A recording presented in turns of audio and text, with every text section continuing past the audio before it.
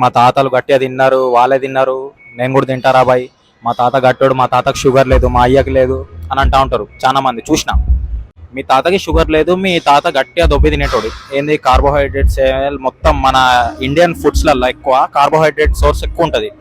So ఇక్కడికి వచ్చేసరికి మన జనరేషన్లో జంక్ ఫుడ్ ఎక్కువ అయిపోయింది. సో జంక్ ఫుడ్ని అవాయిడ్ చేయలేం. వాళ్ళు తిన్నది వేరు, ఇప్పుడు నువ్వు తింటుంది వేరు.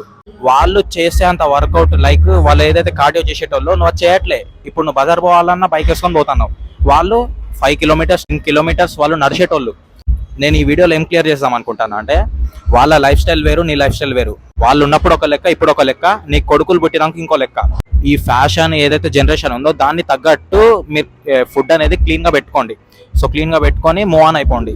ఈ కాలంలో చాలా ఫుడ్స్ ఏదైతే తీసుకుంటామో అది ఎక్కువ స్పైక్ అవుతుంది ఇన్సులిన్. సో అవి ఫుడ్స్ కూడా కొంచెం చూసి తీసుకోవాలి. మా తాతలే తిన్నారు నేను కూడా తింటా అంటే కుదరదు.